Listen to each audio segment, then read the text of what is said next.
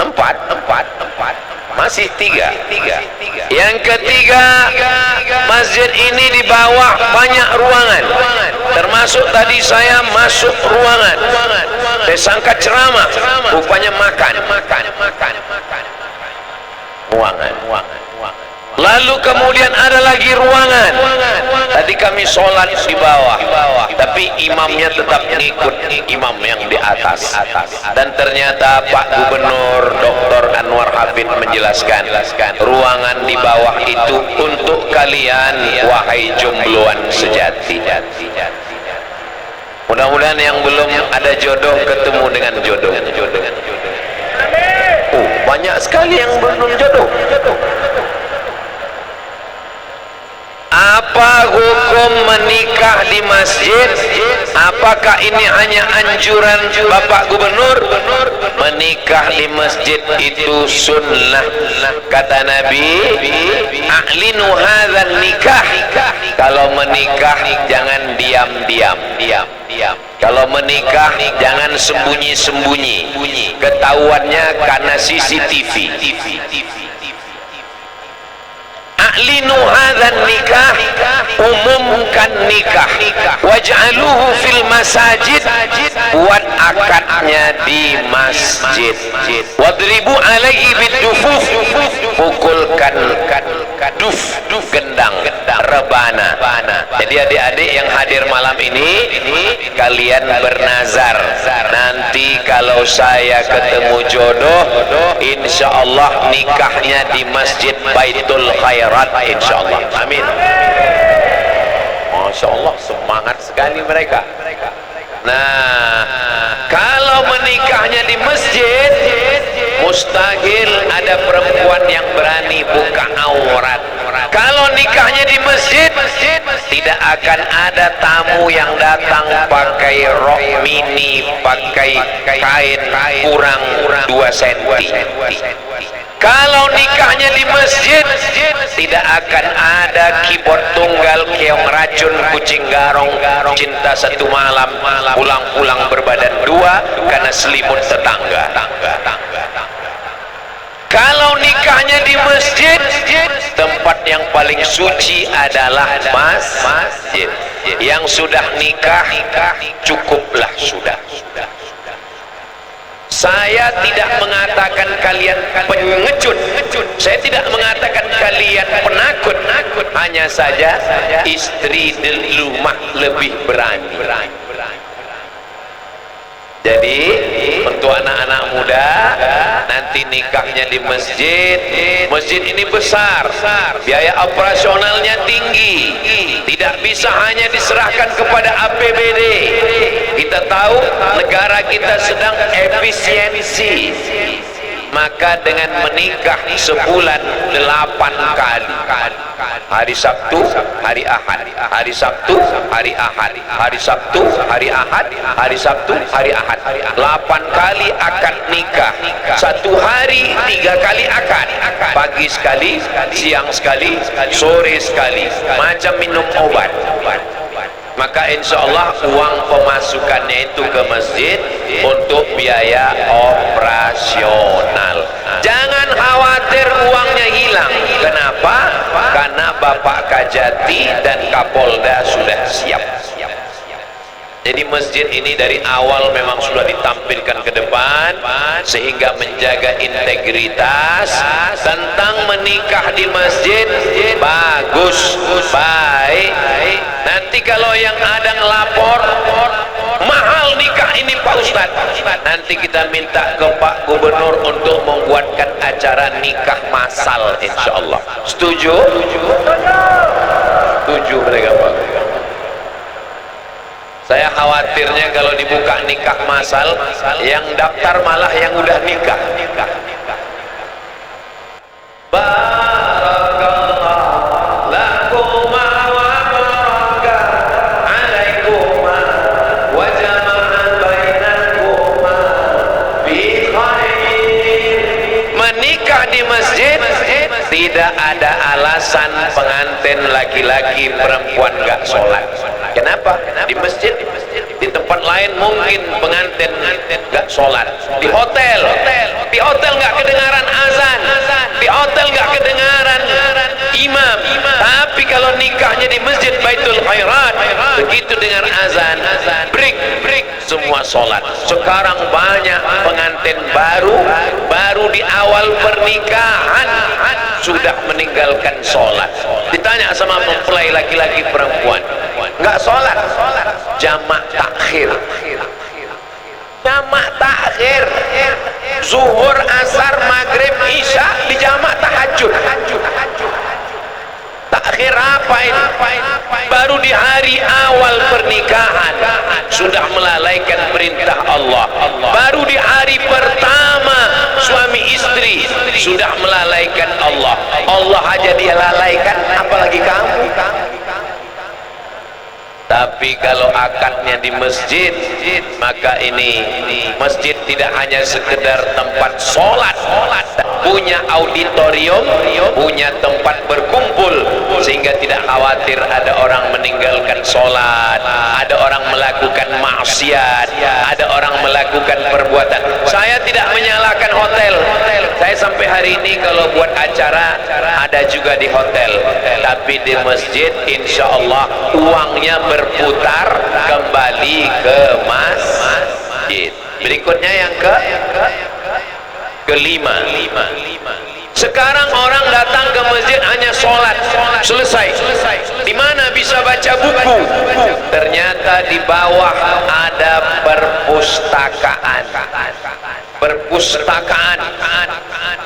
Filsuf yang paling hebat di dunia dari Yunani, namanya Aristoteles. Siapa namanya? Aristoteles dari Yunani. Tapi ada yang kedua, the second teacher, guru yang kedua setelah Aristoteles, filosof terhebat nomor 2, namanya Averroes. Tulis Averroes di Google, Averroes. Ada patungnya sedang berpikir. Ketika aku berpikir berarti aku ada. Averroes, orang barat menyebutnya Averroes. Nama dia adalah Ibnu Rushd. Di bawah ini ada pustaka, buku lengkap, namanya Perpustakaan Ibnu Rushd. Kenapa yang diambil Ibnu Rushd? Karena nama Pak Gubernur kita Pak Rusdi. Saudara yang dimuliakan Allah Subhanahu wa taala, di pondok pesantren orang Kelahi, mazhab Hanafi, mazhab Maliki, mazhab Syafi'i, mazhab Hambali. Kitab yang paling tua yang membahas perbedaan mazhab adalah Imam Ibnu Rushd. Ada ahli filsafat gak ngerti fikih, ada ahli fikih gak ngerti filsafat. Orang filsafat nulis fikih, Ibnu Rushd namanya diabadikan sebagai nama perpustakaan di Masjid Baitul Khairat. Anak-anak kita baca buku. Saya sering ke perpustakaan Pak Ustadz. Ngapain? Soalnya saya orangnya payah tidur. Jadi kalau udah buka buku langsung tertidur. Saudara yang dimuliakan Allah, ayat yang pertama turun bukan wa aqimus shalah. Ayat yang pertama turun bukan wa atuz zakah. Ayat yang pertama turun adalah iqra. Baca. Saya membaca tiap hari Pak Ustaz. Baca apa? Baca status FB. Saya baca tiap hari Pak Ustaz. Baca apa? Baca Instagram. Bacalah buku. Dulu orang barat bangga dengan gadget, bangga dengan iPad. Sekarang sekolah-sekolah di Eropa, Amerika tidak pakai gadget lagi, tidak pakai iPad lagi. Kenapa? Karena ternyata baca yang paling bagus adalah pakai buku. 10 tahun yang lalu paperless, nggak pakai kertas, karena orang baca PDF. Ternyata baca yang paling bagus baca buku. Kembali baca buku.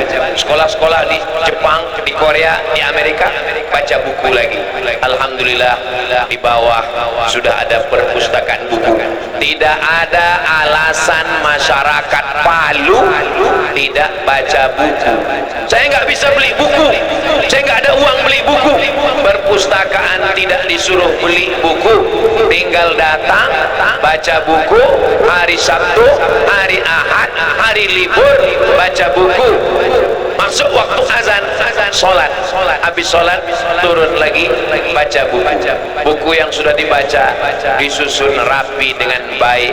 Insya Allah kita punya pengetahuan yang sempurna, keluar dari kejahilan dan kegelapan. Insya Allah dengan membaca, pikiran berpikir, hati berzikir. Subhanallah walhamdulillah. Yang keenam, masjid sebesar ini sayang kalau tidak dimanfaatkan untuk majelis ilmu. Subuh, zuhur, asar, maghrib, isya, jangan hanya sholat. Pagi ada kajian, malam paling tidak masjid ada 3 kajian. Yang pertama akidahnya mesti ahli sunnah wal jamaah. Wujud tidak baqa mukhalafatu lil hawadisi qiyamuhu binafsihi wahdaniyah qudrat iradat. Akidahnya ahli sunnah wal jamaah. Yang kedua fikihnya bermazhab Syafi'i. Yang ketiga akhlaknya adalah akhlak tasawuf sunni, Imam Junaid al-Baghdadi dan Imam Abu Hamid al-Ghazali. Ini 3 titik pertemuan. Di Sumatera ada namanya Al-Wasliyah, di Sumatera Utara Medan Al-Wasliyah. Di Sumatera Barat ada namanya Perti, Persatuan Tarbiyah Islamiyah. Di Jawa dan Nusantara ada namanya Nahdlatul Ulama. Di wilayah timur Indonesia penyebar dakwah Sulawesi, Maluku, Ambon, Papua, itu semuanya Al-Khairat. Titik temu antara Al-Wasliyah, Tarbiyah Islamiyah, Nahdlatul Ulama, Al-Khairat. Ormasnya beda tapi ketemu pada 3 titik. Akidahnya Imam Abul Hasan Al-Ash'ari, ahli sunnah wal jamaah. Fikihnya bermazhab Syafi'i. Tasawufnya sunni, Imam Abu Hamid Al-Ghazali, Ihya Ulumuddin. Senin malam Selasa akidah, Selasa malam Rabu fikih, Rabu malam Kamis akhlak, minimal 3 malam. Kamis malam Jumat tafsir surat Yasin. Masyarakat Palu masih baca Yasin. A'udzu billahi minasy syaithanir rajim. Bismillahirrahmanirrahim. Yasin wal Qur'anil innaka laminal ala siratin tanzilan.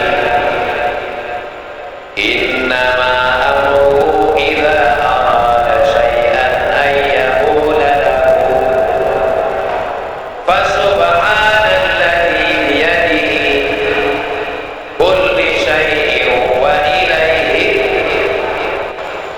Semua orang baca Yasin, tapi di masjid kita perbaiki. Kita sudah baca Yasin, malam ini kita baca tafsir surat Yasin. Saya sudah menghatamkan tafsir surat Yasin gara-gara ada jamaah yang membid'ahkan baca Yasin. Baca Yasin bid'ah, baca Yasin malam Jumat bid'ah, baca Yasin rame-rame bid'ah. Akhirnya jamaah nggak buka Quran lagi gara-gara membid'ahkan Yasin. Enggak apa-apa baca Yasin, perbaiki makharijul hurufnya, perbaiki tafsir surat Yasin. Tafsir paling tipis tafsir Jalalain, agak tebal Al-Muntakhab, lebih besar Ibnu Katsir, paling panjang tafsir Al-Kabir. Alhamdulillah Pak Ustaz, Ibnu Katsir ada, Al-Kabir ada, Mafatihul Ghaib ada. Sudah dibaca? Belum, baru beli aja. Enggak apa-apa. Jadi di masjid ngaji. Untuk anak-anak tahsin. Ini anak-anak banyak sekali. Sebelah kanan anak-anak, sebelah depan anak-anak, sebelah kiri juga di belakang anak-anak. Itu anak-anak semua. Maka anak-anak ini maghrib mengaji, maghrib ke isya 45 menit, TV mati. Begitu saya sebut anak-anak, langsung anak-anak ke belakang. Rupanya ada kue kotak. Hebatnya masjid Baitul Khairat. Bapak Ibu yang dimuliakan Allah Subhanahu wa taala, maghrib ke isya TV mati, laptop mati, komputer mati, handphone mati. Kenapa? Ngaji baca Quran. Maka masjid yang sudah cantik dan besar mesti ada tahsinnya, masalah gurunya. Kita minta kepada Ketua Majelis Ulama Indonesia Provinsi Sulawesi Tengah. Lalu kemudian ini ada Ustadz Lutfi Godal, ada Ustadz Munib Godal, ada Profesor Zainal.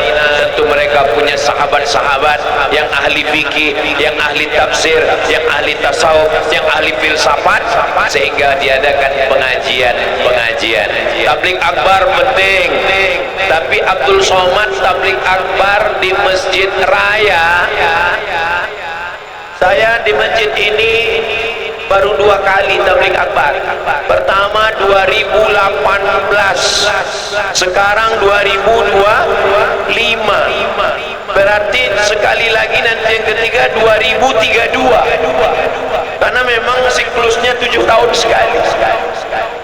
Saudaraku, jadi jangan hanya tabligh akbar, jangan ngaji hanya tabligh akbar. Ada mesti pengajian rutin, apalagi tidak lama lagi Ramadan.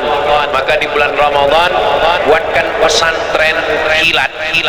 Ini Masya Allah, orang pesantren mondok 7 tahun, di Mesir 4 tahun, ini dibuat kilat.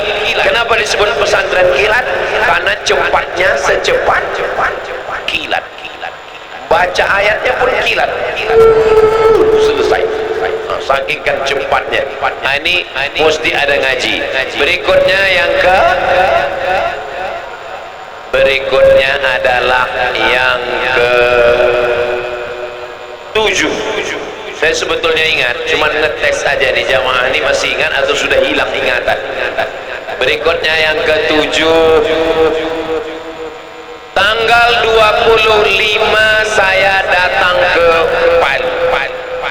Landing 25 tahun 2018. 25.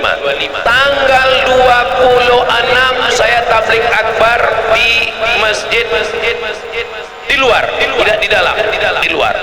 Tanggal 26.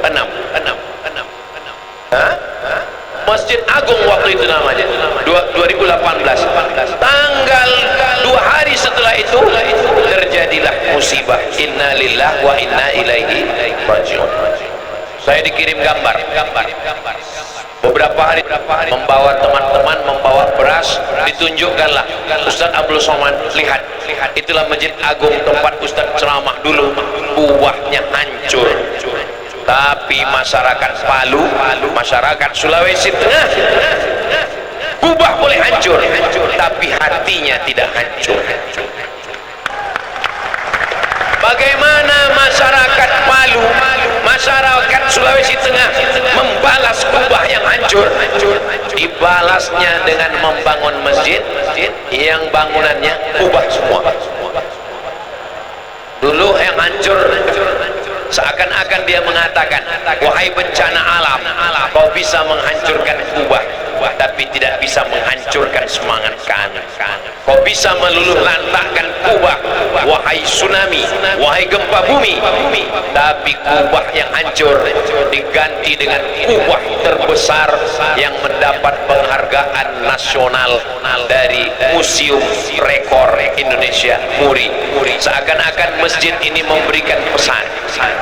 Membangun masjid, banyak orang bisa bangun masjid, tapi membangun masjid dari keterpurukan, dari jatuh pas momennya. Sekarang saudara kita sedang terpuruk di Aceh. Mudah-mudahan Allah menolong saudara kita di Aceh.